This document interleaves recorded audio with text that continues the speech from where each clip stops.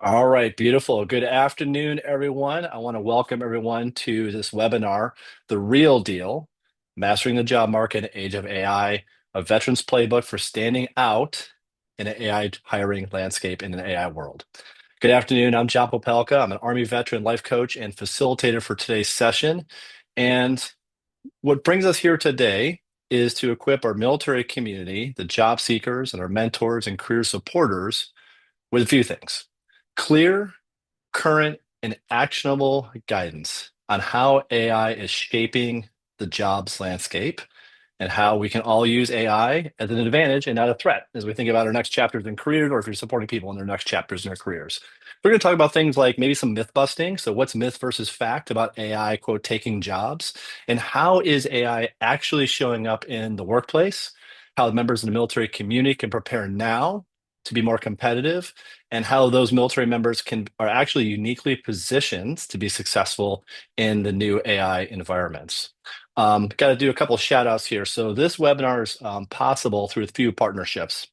So National Veterans Leadership Foundation, NVLF, the Overwatch Partnership, and From Ashes Coaching. And Mike from NVLF is going to drop the links to those organizations in the Zoom chat. So if you have curiosity about those organizations, please check those out.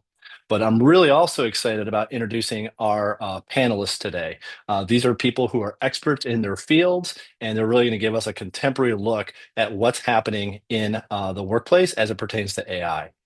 So first and foremost, we have Mike Alvarez, who is co-founder of NeuPath.ai, where he focuses on helping people, not just organizations, succeed with AI. Mike's got decades of hands-on experience building AI solutions at Fortune 50 companies, and it's taught him the biggest barriers to adoption. They're not technical, they're human. Mike's very passionate about equipping individuals, especially the military community, with the mindset and tools to thrive as AI shapes the workforce. Also joining us is Christine DeVol. She's an award-winning EPMO strategist with more than 20 years of experience designing and leading enterprise project environments. Christine's founded Willow Path Advisory Group and has taught and mentored future project professionals for over 2 decades and currently chairs a PMI Healthcare Collective. And last and certainly not least is Sam Roberts. Sam is a project manager at American Electric Power, where he leads efforts to site and build small modular reactors in conjunction with AI data centers. Prior to his role at AAP, he served 21 years in the Navy as an intelligence officer. So, for all of you that are with us today, here's the format. We're going to do about 25-ish minutes of discussion with the panel, and then the remainder of the time, roughly 30 minutes of time, is going to be Q&A for all of you. So for our audience out there, if you have questions as they come up for you, you can drop them into the Zoom chat, and we can let that question bank build. Of course, you can also ask those questions when we get in the Q&A session. But if you have a question comes to mind, drop into the chat. My friend Mike will be moderating the chat. We'll make sure we answer those questions when we get to the Q&A portion. But actually, audience, I got a couple questions for you. So Mike's going to pop up a polling question here, and we'd like to know from all of you, the audience, what best describes your current role? Are you mentoring or supporting the military community? Or are you a member of the military community? Now, you might think to yourself, well, I'm both. I'm a veteran and I also mentor. But what's your primary role today? Are you primarily mentoring those? Or are you primarily receiving mentorship, or you're in a career transition for yourself? So thanks for Mike for popping that up. And we're going to give just a couple seconds here for people to respond to that. And your responses will help shape future webinars just like this. So appreciate one's response.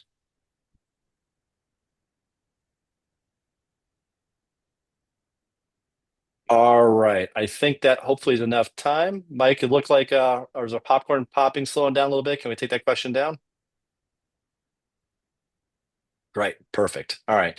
And then audience, we have a second question for you here. And those questions are in the chat. So I'm curious, and I'll kind of look at this a little bit as we scroll through or get through our conversation. What brought you here to this web? So you can just free text that into the chat and just let us know what brings you here to the webinar. While you're doing that, I'm going to set some context, and then we're going to get to Q&A. So the context is AI is playing a larger role in large organizations and job application process and in the job market itself. Now, in terms of applying for a job, using AI for resumes, those kinds of things, we did cover that in the last Real Deal webinar. And Mike will drop the link to that webinar in the Zoom chat as well. So if you really want to lean in hard into AI in the process of getting a job, that's answering the webinar. Doesn't mean we'll come to it today, but you'll see a lot of it there. Today, we're actually talking about how the military community can best prepare for a career in a world where the application of AI technology to all roles is rapidly evolving. So, by way of example, we see military members go in a lot of career paths like operations, project management, and program management. So, today, we're going to get the real deal around the use of AI in the civilian workforce and how job seekers and mentors really should be thinking about that. So, I'm excited. So, we're going to go ahead and get started. So, Mike, good morning. Thanks for being here. And I'm going to pitch this very first one for you. I don't want to make any assumptions around AI. The term's clearly used a lot. So I'm curious if you can just start with like what is AI in practical terms? And there's a lot of conversation around Gen AI. So is that really where we're focusing, or is there other kinds of AI that we should define and think about? That's a good question. Pretty broad, but I'll start off with saying thank you to John, Mike, and Eric for inviting me here today. Really, I think it's a great topic. It's a topic, obviously, on a lot of people's minds, and especially when it comes to the veteran community getting into kind of post-service employment. I'm happy to be here to help out. But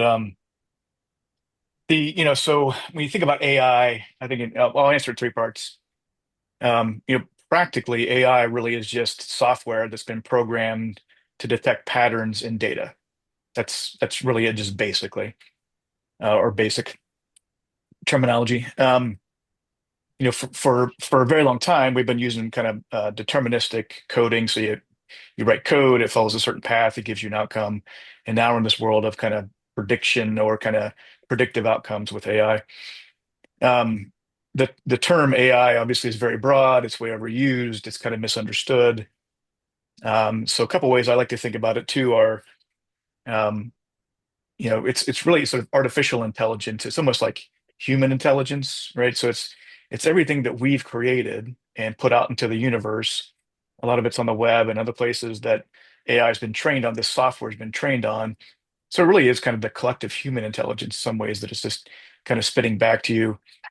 Which brings me to my third point around. I heard somebody say this. I don't know who to attribute it to, but AI is really more like a mirror than a crystal ball, right? So people think of AI as being, it can answer anything. So it's almost like this crystal ball.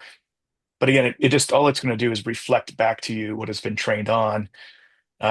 So it's not magic. It seems like it very often, but there's kind of how I practically define AI, or especially generative AI. And I know there's a lot, thanks, Mike, for that. And there's a lot around, obviously, Gen AI. Are there other kinds of AI as it pertains to what companies are really leaning to we should think about or not? Yeah, definitely. I mean, again, it's kind of an umbrella term. So right now, I think a lot of our conversations around generative AI, or these large language models that are used to kind of predict, kind of the next word or outcome. There are other ones such as, predictive AI. I think one that's getting a lot of well, I guess two that are gaining a lot of popularity this year and into the future and it'll have generative AI as part of it, but like agentic AI. So we're hearing a lot of conversation on AI agents. Mhm. Um, I use one for coding.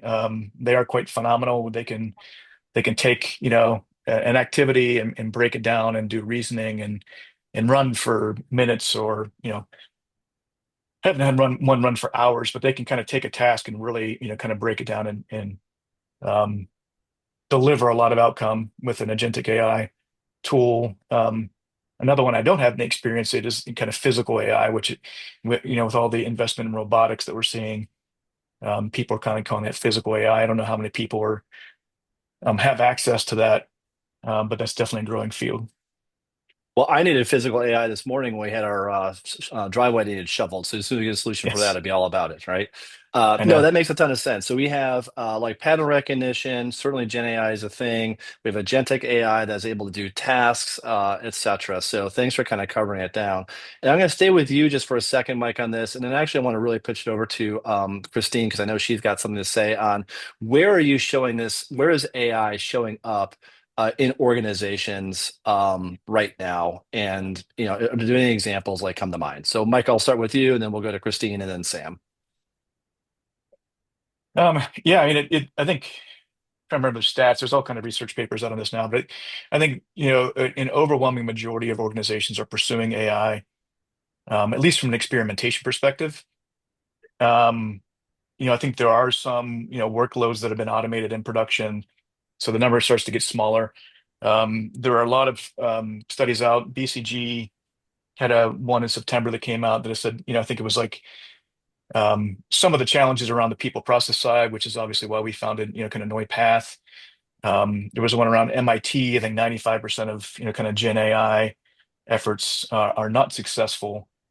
But it's one of those things everybody's pursuing it, and I really do think you got to start looking at it not as some magical tool, um, but where can I kind of automate workflows? Where can I really apply it? How mature is my organization?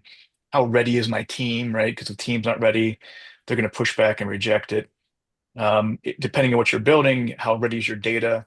So, some real world examples I'll give is, at one of my clients now, we're analyzing their kind of data analytics data platform, right? So they have millions of lines of SQL code, and I can give that to an AI. It can analyze it and tell me exactly what that platform does in less than half an hour, right? So rather Hmm. than me using human resources to kind of crawl through a database and understand the tables and the structures, which would take me weeks or months, or maybe I'd never get there.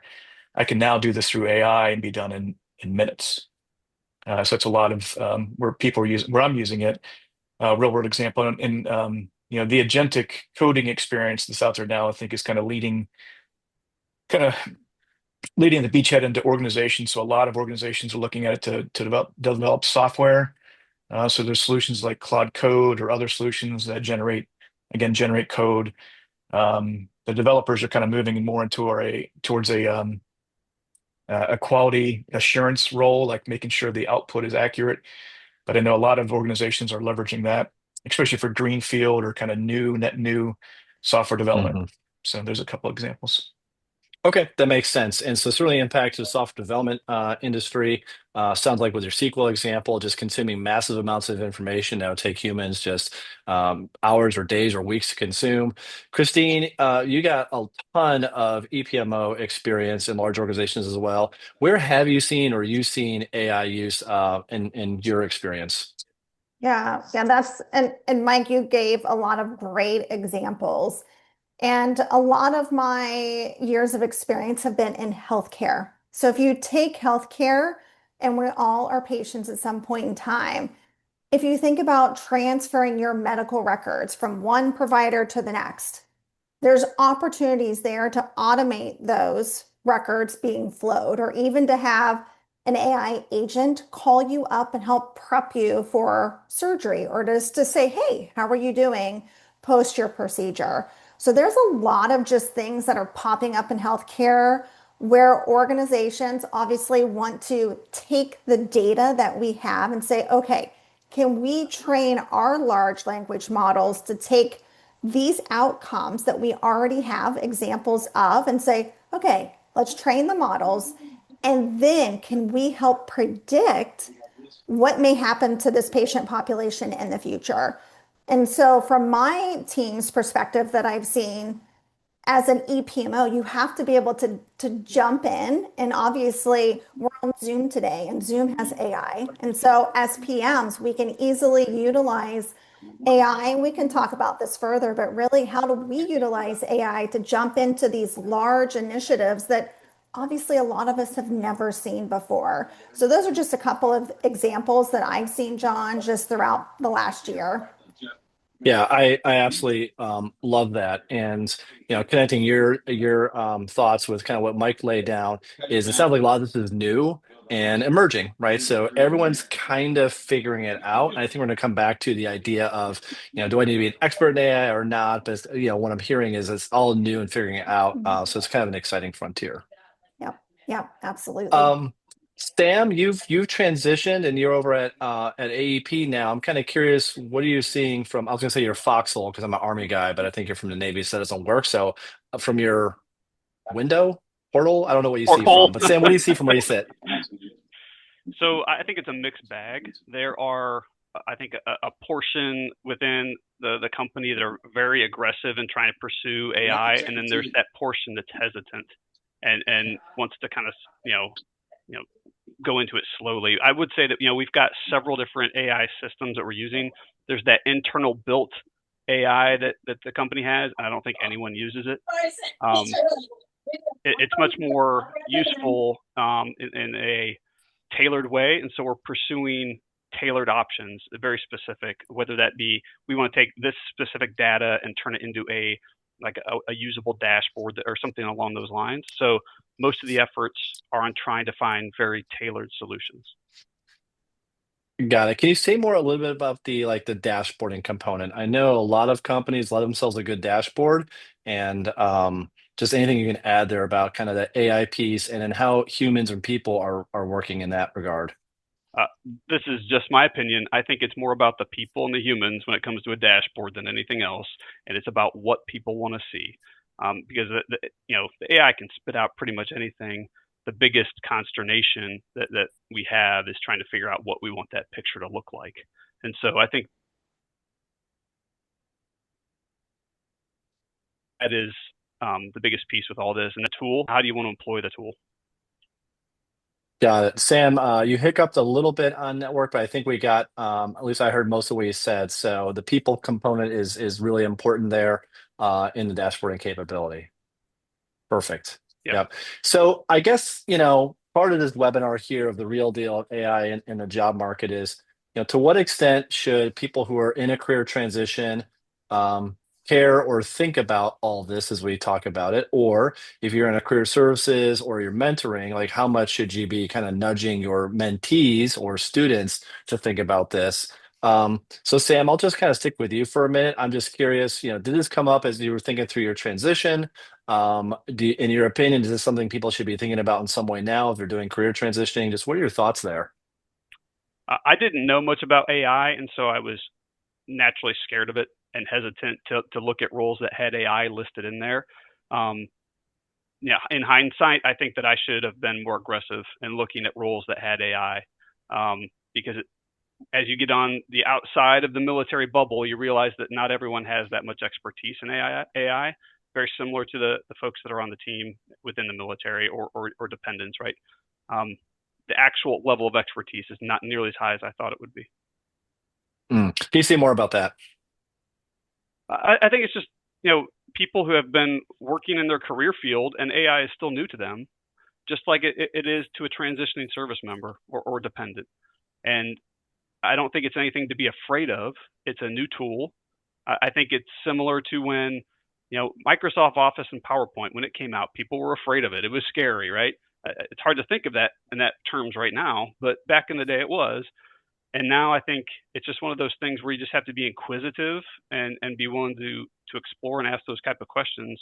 And I think it's something that most people can figure out and be successful with. Mhm. No, thank you for that. And Christine, kind of a same similar question from your seat, how much or not should job seekers be thinking about this as they look at these roles? And there's also a little bit of a myth that sometimes I hear that AI is killing project manager roles or operations roles, or it's like the great job slayer. And I'm curious on your viewpoint there. And then Michael, I'll invite you to the same question. So Christine, what do you think of all that? Well, having been in this field a very long time, um, we're a people-driven business, and that's I encourage everybody. I always tell my students go on YouTube, and there's a cowboy video where they're herding cats. probably about 10, 15 years ago. And it's great. Just watch it. It's like a minute long. It was by a tech company because Hmm. we, in theory, herd cats. And so anybody who's ever been on a project can appreciate it can be very challenging because there's a lot of different dynamics. There's a lot of big personalities. So I don't see, and I have not seen where AI is taking our roles. However, I think just as what Sam mentioned, you have to be curious, and especially those of us that are that have been in the field a long time are like, okay, this thing right here takes me a lot of time. Meeting minutes, agendas. What can I utilize AI for to help me really kind of even lean out my processes and to be more efficient? So I'm spending more time with my customers, delivering value, communicating to them. So I think you have to be curious. And yes, we're all trying to figure it out. But I think it's really kind of coming at this, being curious and being humble and figuring out, hey, can I utilize AI for this or for this? And I don't see AI taking any of our roles anytime soon. No, thanks for that. And Mike, would love to your seasoning on this thread, and then I'll add one, and then we'll kind of circle back around. Whatever you have to add to that conversation, and are there things that a job seeker should be maybe prepping for or doing in terms of experience or skills to be more competitive in the market? So you get a little two for there. So wherever you want to go to add to the thread, and then how should someone in career transition be thinking about prepping themselves or developing themselves from an AI perspective, if at all? Yeah. So I'll build on and kind of amplify what Christine and Sam both said. I think that so one of the things that, so there is a lot of fear around AI, or like it feels like it's this out of reach technology. It's so complicated. I'll never understand it. And I think it used to be that way. I had teams where we had some kind of PhD data scientists because it was all kind of very statistical and very complicated to do what we needed to do. But now with so much advancements in technology, it really, I mean, anybody can use these tools, right? Anybody can kind of create and gain productivity from using them. So I'd say more than, so when you think about these big technology trends over time, like cloud, I mean, there was, unless you're an infrastructure engineer or something like that, you didn't know what cloud was, right? You used applications that sit on top of the cloud, but it was very, not very accessible. AI is just like, again, and there's so much investment going into it. All the hyperscalers are investing in it. So right now it's very, very accessible and very kind of cheap to use. Um, and how to use it. So, to me, to use it for a job search or anywhere, to me, it's just, I think, I know it's been said many times, you won't lose your job to AI, you'll lose your job to someone utilizing AI. Um, but I think, to me, just use it anywhere and everywhere you can. So if you're seeking a job, you can use tools to find openings, obviously to help you refine your resume, to tailor your resume to a certain position, right? So you can upload your resume along with a job posting. Um, Make sure that your resume is kind of tailored to that job opening.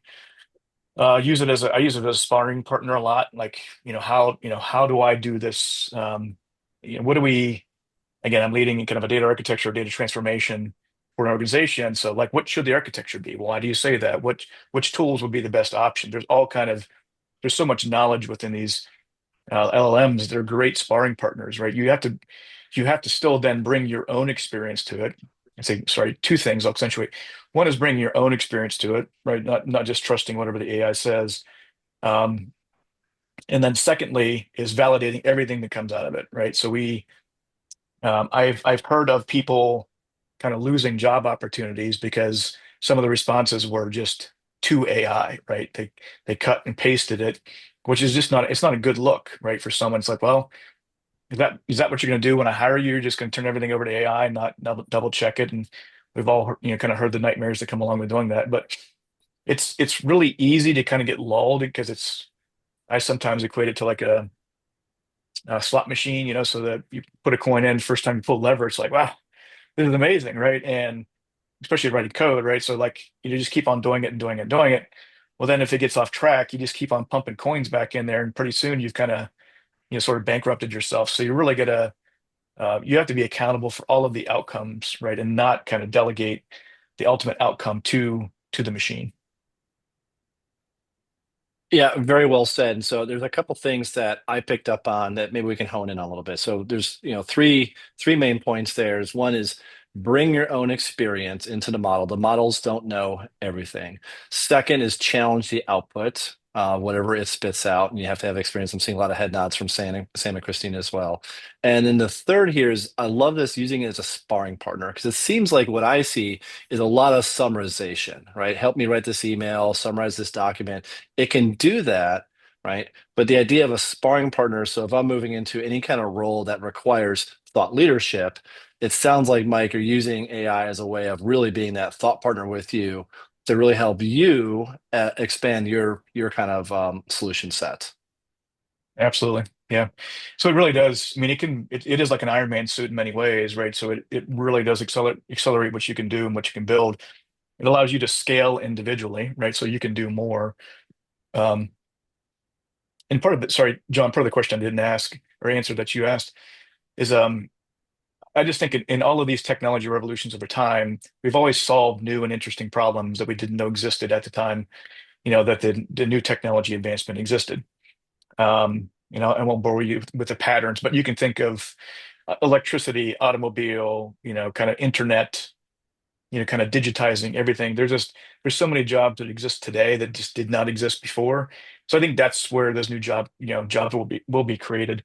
I do think it will disrupt jobs. It will take, companies will replace, some of the human capacity with more automated capacity. But I think again, they'll, seeking and looking for placement in areas where I think that are areas of growth would be kind of where I would focus on. No, I love that. And so, Christina, a question for you, and then I have a follow-up for Sam. Christina, if I think about my very early project management days, and we're kind of orienting this webinar to that PMO because a lot of military personnel go into that career field, but I think this goes beyond program and project management. Back in the day, there was a project manager and there was a project assistant. And the project assistant was really all about documentation, standards, task tracking, and the project manager was really accountable for the outcome. And at some point, at least in my view, a lot of those project assistants kind of went away because they just Mhm. really weren't needed. The organization just kind of upscaled and said, well, PM, you got to do this all yourself. Given this, where this conversation is going, if you gazed in your crystal ball, where do you think that's going with AI, and how do job seekers or those who mentor them, like how could they prepare for any changes that you might see coming? Yeah, I think Mike did also a great job of answering part of this because think of AI as sort of your personal virtual assistant. Um, it's like your best friend. And yes, you will have to communicate with it. It will hallucinate. So it'll say some crazy things. And even just as we talked earlier, if you take Zoom AI, sometimes I mean, you need to review the minutes, but sometimes you'll say, wait, did somebody say that? Nobody said that. And so you do have to review what it says from that perspective.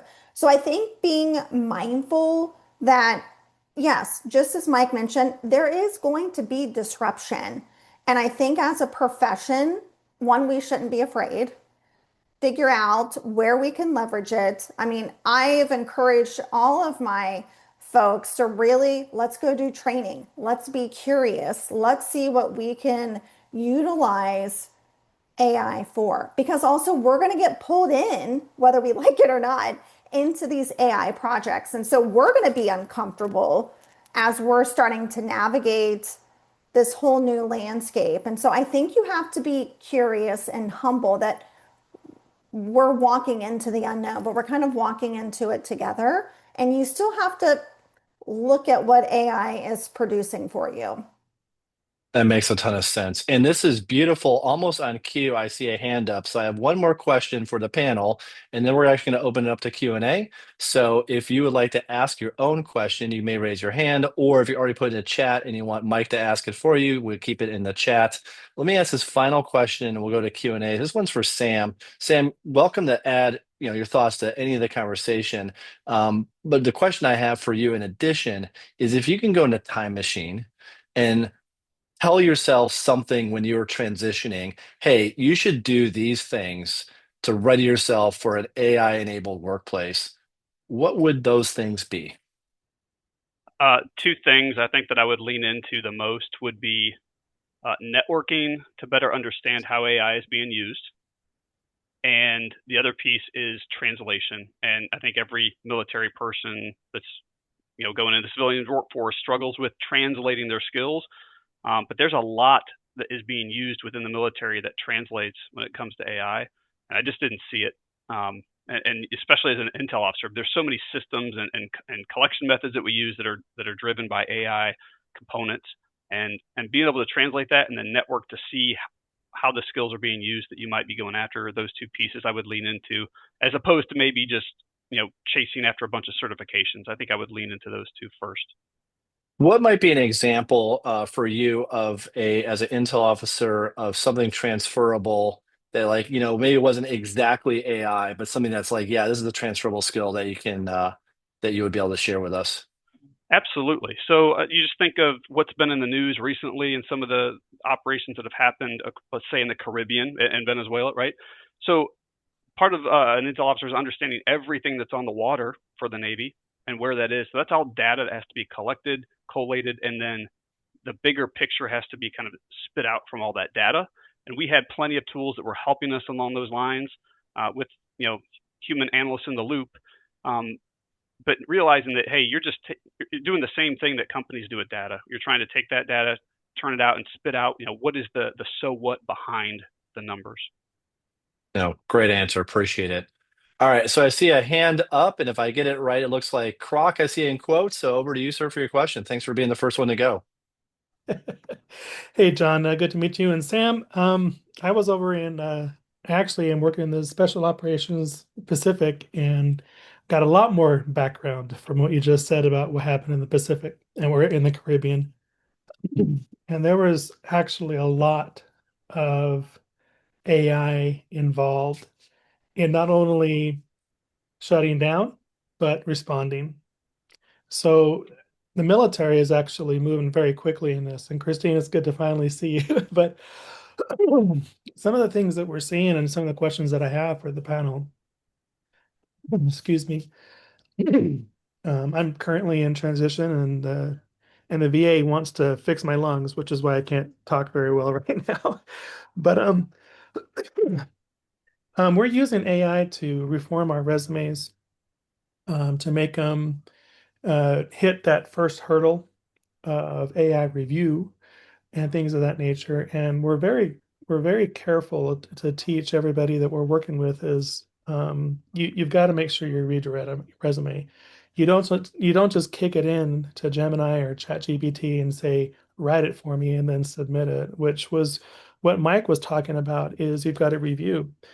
But then there comes the question. AI is supposed to be accelerating things like data analysis, observation analysis, even in intelligence analysis and the business operations and things of that nature. And yet, if we're going to have AI gather all that data and analyze it and assess it, and then have just us check it, then it's not fixing the business problem. It's just adding to it. So it's more of a it's more of a duplicative activity instead of an augmenting activity. And so this is where we're also focusing people on knowing which AI to properly use. Like if you want a pure grounding AI that is not going to hallucinate, Notebook LM, because that's all it's going to use is the data that you provide it. But if you want to get into assessing like Gemini, and you want to decrease its hallucinations, then you give it data and you say, I only want you to look at this. But you also turn down its temperature. They call it temperature in Gemini to reduce its hallucinations. You have to turn the temperature to 0 and then just give it its data. So my question is about how are we how are we leveraging the different facets of Gen AI specifically, because that's where AI is going to be heading as Gen AI, into the business landscape where we're not so much duplicating the effort, but it's augmenting our ability to provide the service that we need to provide, if that makes sense. Great. Thanks for your question. Panel, who would like to take a first crack at that? I can take a swing at it. So, Croc, good to meet you. Yeah, and again, we're very, very early on in this kind of evolution, right? So, where I see, where I, I'll talk my way through the answer to your question, but the where I see a lot of companies sort of making mistakes is they get, they're getting inundated by tools, a lot of tools, thousands of technology tools. So finally, and they get a lot of pressure too from the board or whoever to gain efficiencies. So one of these tools looks good, they try it, right? But they don't have a really good understanding of the business problem they're trying to solve. So I'd say that's probably number one for me is really looking at um, and evaluating, right? Is the problem we're trying to solve a good problem for AI to solve? And I can give an example where there's a client I stepped into a while ago, but they were trying to use it for like email generation, and they were using it in a certain category of email responses to customers that I'm like, you do not want to use, Gen AI for this. And it took us a while because I think that use case kind of came up from on high down, so we had to spend some time reviewing it and assessing it to finally come out and say, no, it's not really an AI problem. It's not an AI solution. It's really more just a data engineering kind of, you have a form email and kind of plug things in because that email could be used in litigation, right? So it's just not a good space to use Gen AI and try to be creative in that space. I think over time, I mean, what I see today happening rather is that a lot of companies are buying licenses to ChatGPT or Copilot or whatever, and they're giving it to their employees, saying, "Go use it." Now we're an AI-enabled company. Um, that'll make us all a little bit more individually more productive, but it doesn't really do anything to your core kind of workflows and your core business problems in your organization. So they won't see much value from that. I think over time, as we reach higher levels of maturity, organizations will look at some of these failures and struggles and say, okay, now what do I need to break this thing down, right? I need to understand the workflow end to end. I need to understand the number of you know checkpoints with software or humans along this kind of input here, whatever customer request order, and then how it finally gets delivered through the end of your supply chain or whatever it is. And then break that down and really then look for what are good candidates for automation. As I said, the agentic solutions are kind of emerging this year, so I think those can then kind of plug in to certain steps of your workflow. Um, and I do think it'll create again new problems to solve because um, you have to be looking after those AI workloads and those workflows to make sure that the outcomes are still the same, right, or better than you had before. Yeah, and Michael, I'd like to narrow down that a little bit, Mike. Thanks for that. And then actually a question for Christine as a follow-up too. So Lyle, thanks for asking that question. What I hear you say, Mike, is part of the battle is just knowing which tool to use. So if I'm in a job market or I get in there and and if I'm a whatever a carpenter, I can cut with a handsaw, reciprocating saw, crosscut saw, table saw. They're all saws, but knowing which one's for the job. So that's part of it is given that companies are adopting all these AI capabilities, it sounds like what might be a competitive factor is okay, do I know which tool to use? Can I use a LLM to do a financial analysis versus summarizing an email versus building a 5-year strategy versus doing a SWOT analysis versus, right? And then am I using that tool in the very best way? Now, Christine, what's echoing in my head right now on our prep call, you mentioned, and I think you even said it today about, we're very much still in the people business. So I'm curious of like what that intersection point is of, you know, knowing and using the right AI tools and capabilities that only a person can in a personal way, if that makes any sense. Hopefully that question makes some sense to you. Yeah, a couple things kind of came to mind just as we were talking within the last question, because I think some of this AI isn't going to solve. If you have a change management issue where, we can go and deploy the best projects and we're creating value, but if you don't ultimately have a good change management, the people side of change management, it probably won't stick. And so I know Mike mentioned that earlier. A lot of these AI projects are failing. You have to kind of take a step back. There obviously probably is some science components to this, but it's some of it also the change that has to come with this. And so, I think even as individuals, and just your question, John, even with the folks that I've worked with, even for me personally, can I go into Copilot and say, hey, I need you to collate all of this data and summarize it for me? Now that saved me a ton of time. And then I can go back and, okay, let me look through it to make sure obviously it didn't hallucinate. And so I think and even as us, so if we put on our PM hats and we're working within these organizations that are like, we want to do this, we want to do this. And, I think it's as PMs, we're natural leaders. And so we have to be good at being uncomfortable with, okay, we don't fully know all of this. And believe me, there have been times I've been sitting in the room with scientists and physicians, and I'm like, okay, I have no idea what they're talking. So let me take this offline and then do humble inquiry. Okay, I wonder if, or can you help me with, and then you're starting to learn too. That also gives you a platform that you can maybe 5 why it and really get to, are we solving the right problem? Should we even be trying to shove a tool into a bad process or into a situation that really is a people change management component? And maybe you just need to lean out some operations when you look at your processes.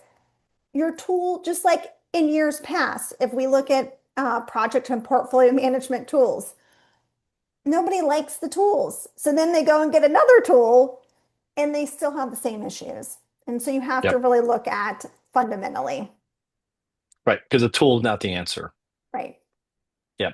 And I love that because, in using change management as an example, someone could use something like Copilot or ChatGPT or whatever to say, well, what is change management? What's ADKAR? What's the model? They can learn from it. They can Yep. use it to help write an email to stakeholders. They might even Yep. be able to have it help identify stakeholders. But the change management strategy, and you can even ask it for ideas on strategy, right? But Hmm. no one knows the organization, I would argue, like the change management practitioner, hopefully. So that might be an example of that hybrid piece of knowing what tool, how to ask it the right questions in a way that, frankly, makes you more valuable as a Yeah. practitioner. Because I think Mike said that AI will not take your job. It's the person that's successfully using AI to do their job much more efficiently and effectively. That's the competition. Yep. Yep. Absolutely. Right. Mike Hey, John, Carroll, how we as a kind of a follow on with that, Yeah, because I do need to it get to almost some sounds other like questions. So go ahead. If you can ask it quickly, go for it. I want to make sure I answer your question and we that's get to fine. some in So, the chat. it sounds like we're gonna have to make a new project of how to employ AI, and it's like, okay, let's be the project manager. How do we employ AI properly into our business operation? And I'm wondering how do we do that? Because I mean, what it sounds like, all of these little tidbits are saying, if you do this or do that, it sounds like a scope creep problem. Hey, I want to have this AI do this. I want to have this AI do this, and do this. All right. So how do you recommend that we corral all that in and say, all right, let's do a project of how to properly employ AI into our business operation? And that's Yeah, my let me frame last that up. question. I appreciate it. That's a great question. Let me frame that up a little bit, and I'm going to go to Sam for this one. So if I ladder your question up just for a moment, as stakeholder, and I think Mike said, on high. So someone thinks it's a great idea to deploy AI across the enterprise, presumably to save a bunch of money or grow a bunch of revenue or whatever. And so in my mind, there's a little bit of ambiguity there. So hey, take this ambiguous thing that we think is going to provide a lot of value and make it happen. Sam, I'm curious because I would just imagine by the nature way you described your role in AEP, big hairy projects, a little bit of ambiguity. This might be familiar territory with you. So what do you think of that question? And then just reorienting back to kind of how we prep in the job market, what are things that applicants or mentors should be thinking about when the boss is like, hey, Sam, go deploy this AI thing. Where do you see those connection points and what should people be doing to prep for those roles? Yeah, I'm living it right now, and to me it's about requirements engineering, requirements management, because so many of the users have specific requirements for how we accomplish our tasks, how we develop our projects. But when someone 3 or 4 levels above is dictating a solution, those requirements and the solution don't always meet. And so I think it's very important to communicate and be able to speak a little truth to that, to say, hey, this is what we need. This is our requirement to become more efficient in our work so that we get the right tool for the job. Yep. And I would imagine across all branches, that's just normal problem resolution, problem management, for Army, what's the situation? What's the mission? Like, what are you trying to accomplish? And poking at that so we just don't go and run with scissors. Great. Great question. Great answer.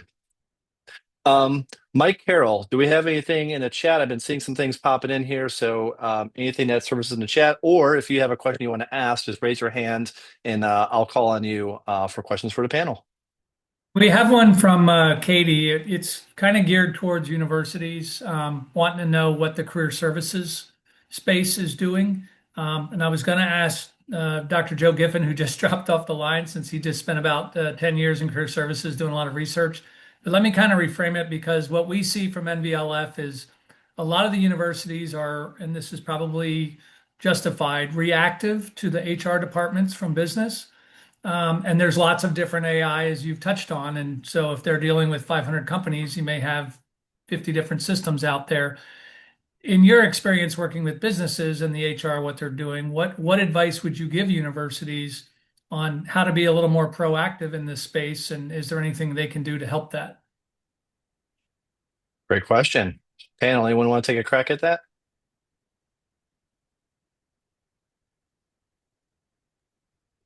I'll take a stab at this one because I taught at a collegiate level. I still teach at Columbus State within the project management space.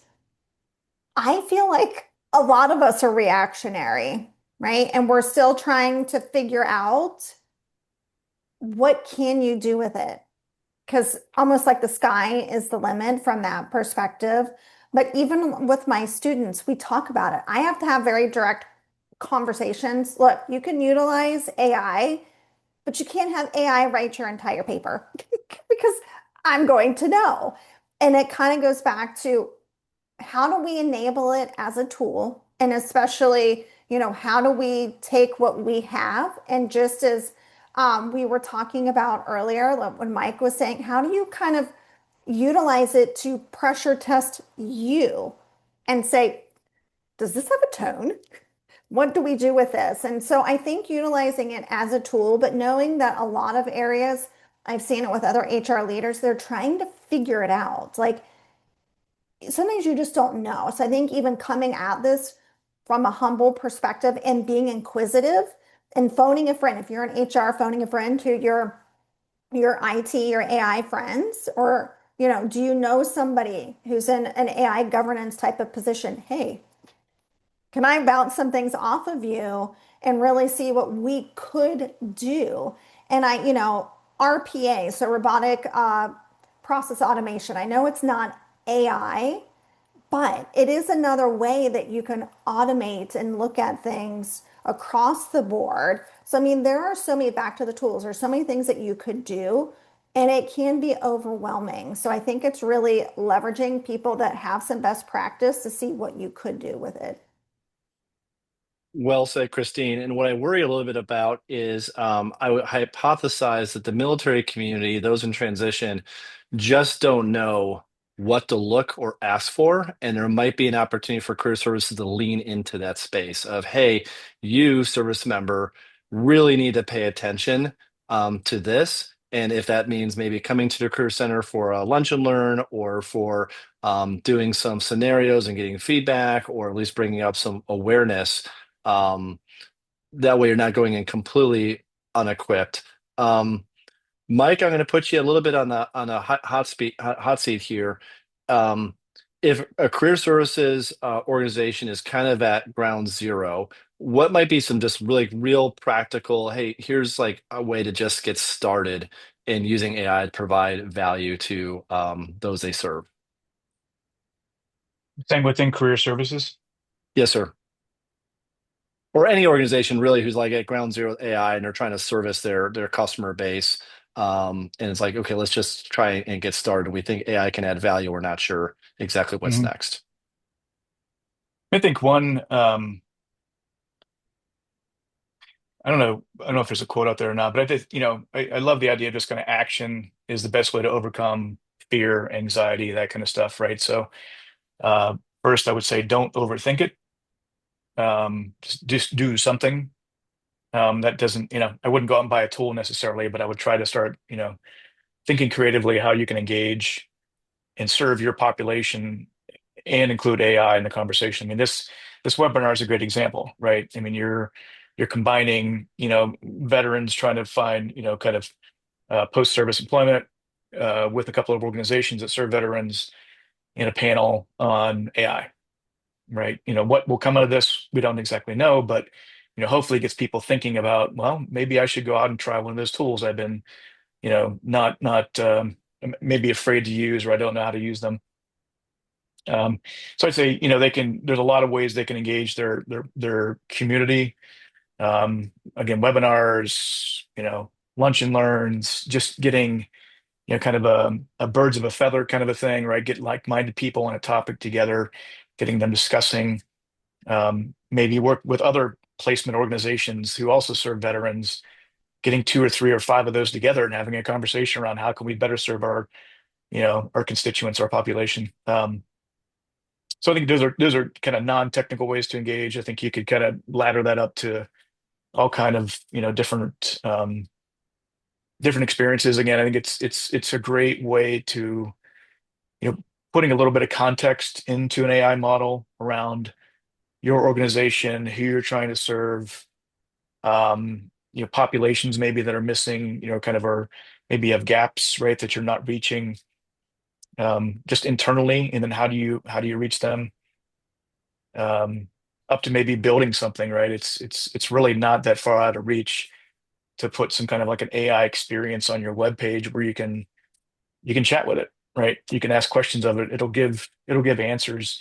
So it's just a different the AI first experience is a little bit different than reading, kind of a paper page, right? I don't have to go through that. I can just ask it questions and kind of take a self-guided tour. So that's kind of, I'd say, from easy to maybe hard. Yeah, and if I take your previous comment about using it as a sparring partner, organizations can just ask their own AI, or even to the degree that they're not, breaking any rules, their own ChatGPT account, and just saying, "Hey, how do I leverage AI?" And you can even ask it, "What questions do you AI have for me?" Right, and really Mhm. have a rich dialogue and kind of push it to develop that. So, no, I appreciate it very much.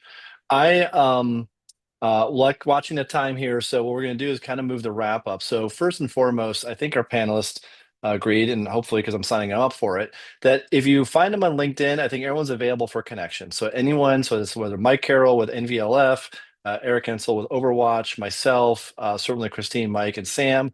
If you want to find us on LinkedIn, certainly can do that for sure. And then, and if you have questions, right, you can always send those to me, and I can distribute them to the panelists as well and get responses. And I'll work with Mike Carroll on getting those answers out. So just for the panel and our final closeout, and then I got a couple questions just for the audience. We have another polling question coming up.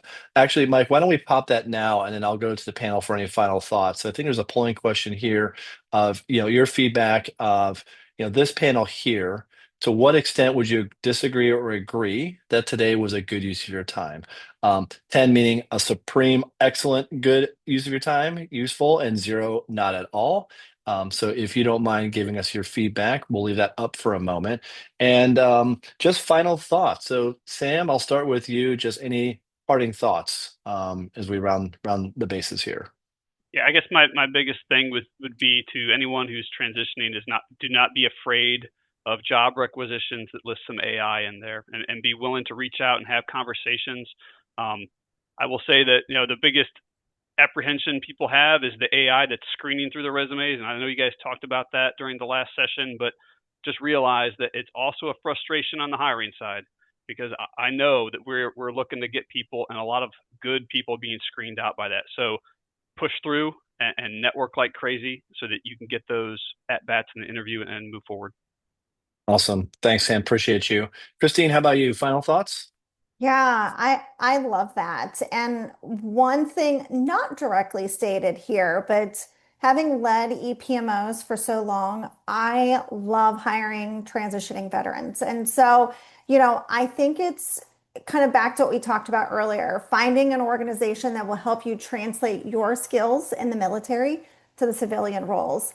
And so it's the same sort of thing with AI. Yes, just as Sam mentioned, you have to be mindful. We didn't talk about that about the applicant tracking systems. And so, make sure you're not putting pretty graphics on your resume and that you're using hyphens and really trying to take your resume down to where it's kind of just the basics. Don't over engineer it from an aesthetics, because it will actually flag the applicant tracking systems and you'll never get in and get an interview. So I think network, I know that sounds very cliche, but I've seen folks on LinkedIn who have talked about their transition. Build a community of folks around you as you start to move into the civilian world. Absolutely love that. Thank you. Mike, over to you.